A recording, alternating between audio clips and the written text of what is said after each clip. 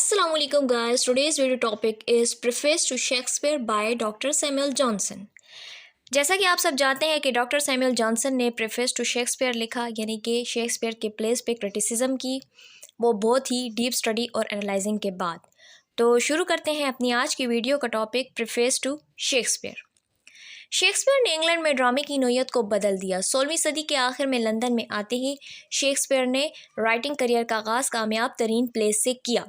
ये प्रेफेस जो है वो 72 सफ़ों पर मुश्तमिल है। इस काम को लैंडमार्क जाना जाता है, यानी शेक्सपियरियन क्रिटिसिज्म का जो काम है इसको लैंडमार्क के नाम से जाना जाता है। डॉक्टर सैमुअल जॉनसन ने 9 साल स्टडी के बाद इस वर्क पे क्रिटिसिज्म किया। डॉक्टर ने सोचा था कि 1 साल तजज़ियेगारी के बाद वो इस काबिल हो जाएंगे कि क्रिटिसिज्म कर सकें शेक्सपियर के प्लेस पे, लेकिन जब उन्होंने सर्चिंग स्टार्ट की तो उनको तकरीबन 9 साल लग गए। ये प्ले 10 अक्टूबर 1765 में पब्लिश हुआ। शेक्सपियर बहुत ग्रेट थे क्योंकि उनका काम ह्यूमन नेचर को प्रेजेंट करता था।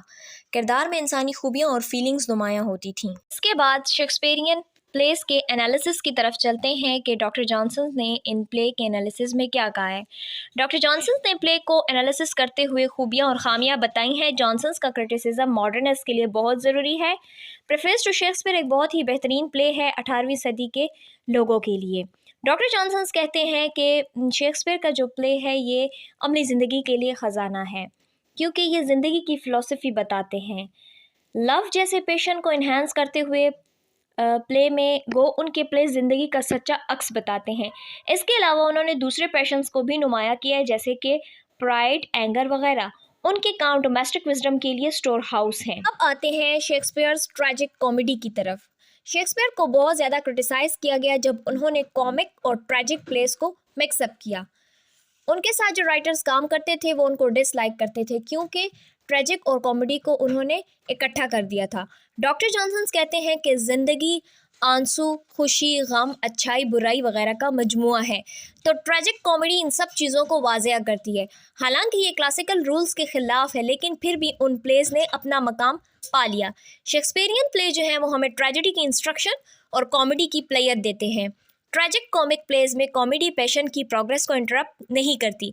शेक्सपियर को पता था कि प्लेजर मुख्तलिफ वैराइटीज़ में पाई जाती है, क्योंकि दुख और उदासी में तो प्लीजिंग नहीं दे सकती, और ये पार्ट सिर्फ उनके पास थी कि वो लोगों को किस तरह से दुख और गम में हंसाते थे। इसके बाद शेक्सपियर्स कॉमिक जीनियस की तरफ चलते हैं। शेक्सपियर कॉमेडी के जीनियस थे।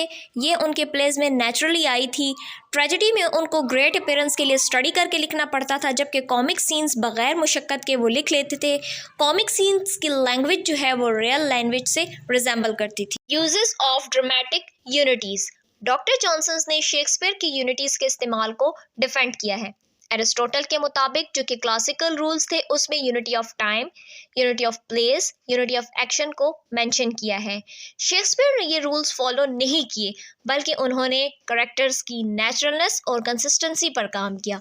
सिवाय तारीख के बाकी प्लेस में उन्होंने यूनिटी ऑफ एक्शन को फॉलो किया है। वो पोएट ऑफ नेचर थे। उनके प्लॉट्स में कम्प्लेक्सिटी और नेचर की वैराइटीज़ मिलती थी। प्लॉट का जो है वो प्रॉपर बिगनिंग, मिडल और एंड होता था।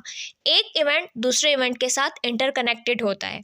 डॉक्टर जॉनसन कहते हैं कि ड्रामा हमें मूव ऑन देता है, यानी हमें बढ़ाई देता है कि जो इवेंट प्रेजेंट की गई है वो मिसहैप हमारे साथ भी रियल लाइफ में हो सकता है। यूनिटी ऑफ एक्शन अकेला ही ज़रूरी है, क्योंकि दूसरी दो यूनिटीज़ जो हैं वो फॉल्स एजम्पशन से अराइज होती हैं। जॉनसन्स ने शेक्सपियर को जस्टिफाई किया है कि वो ज़िंदगी का अक्स और नेचर को बताते हैं। सो स्टूडेंट्स, जैसे कि विलियम शेक्सपियर को पोएट ऑफ नेचर और 16th सेंचुरी का बेस्ट पोएट माना जाता है, लेकिन जब कुछ मिस्टेक्स उनकी राइटिंग में अपेयर हुई, मुख्तलिफ राइटर्स ने उनको क्रिटिसाइज़ किया, तो उसके बाद डॉक्टर जॉनसन्स ने बहुत ज़्यादा डीप स्टडी, यानी 9 ईयर की स्टडीज़ में जो उन्होंने उनकी एमेंडेशन, जस्टिफिकेशन, फॉल्ट्स, वो ड्रामेटिक यूनिटीज़ के यूजेस, हर एक चीज़ पे उन्होंने फोकस किया है। तो इसके साथ साथ उन्होंने इसके फॉल्ट्स भी बताए हैं। तो शेक्सपियर के जो फॉल्ट्स हैं उसकी तरफ चलते हैं।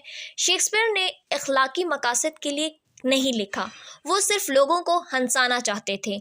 उन्होंने प्लॉट को बहुत लूजली डिज़ाइन किया और कभी इम्प्रूव करने की कोशिश भी नहीं की।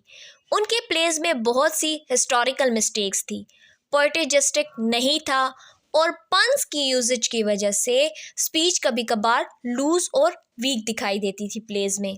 जॉनसन कहते हैं कि वो कम एजुकेटेड थे, उन्होंने दूसरे राइटर्स को कॉपी नहीं किया, उन्होंने अपनी क्रिटिसिज्म पे भी कभी ध्यान नहीं दिया, वो बहुत केयरलेस थे, तभी बहुत से प्लेस मिस्टेक्स की वजह से पब्लिश नहीं हो सके। वो अच्छे एडिटर नहीं थे, उनके जो प्लेस थे हाईएस्ट एक्सलेंस की तरफ गए, लेकिन जब उनको क्रिटिसाइज़ किया गया तो फिर जब रीडर्स ने उनका डाउनफॉल देखा तो वो बहुत डिसअपॉइंट थे। जहाँ पर फॉल्ट्स ऑफ शेक्सपियर यानी डिमेरिट, शेक्सपियर की डिमेरिट्स और फॉल्ट्स का जिक्र है, वहाँ पे शेक्सपियर अपनी खूबियों में किसी कंटेम्प्रेरी राइटर से पीछे नहीं रहे। उनकी तो सबसे बड़ी खूबी ये थी कि उन्होंने किसी राइटर को कॉपी नहीं किया, लेकिन अब तक राइटर्स जो है ना उनको इमिटेट करते हैं। तो शेक्सपियर जो थे उनके प्लेस खालिस गोल्ड की मानंद थे, क्योंकि उनकी बहुत सी अच्छाइयाँ हैं। ये शेक्सपियर की जीनियस थी कि वो बहुत कुछ अचीव कर सकते थे बग़ैर तालीम से फ़ायदा उठाते हुए। गुर्बत और बहुत सी रुकावटों के बावजूद भी प्लेस का स्टेटस हाई रहा। करैक्टर और डायलॉग्स उस एज में नहीं थे, उन्होंने हैप्पीएस्ट सीन में डायलॉग और करैक्टर को मुतारिफ करवाते हुए परफेक्शन की तरफ लेकर गए। इसके अलावा विलियम शेक्सपियर ने इंग्लिश ब्लैंक वर्ड्स को भी परफेक्ट किया और उसको प्रोज की लैंग्वेज में नेयर करके फ्लेक्सिबल बनाया। So students, Johnson's preface is a famous document.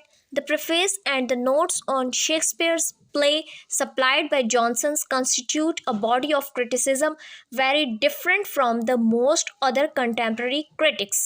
Johnson's preface is a regret by some critics as his most brilliant performance.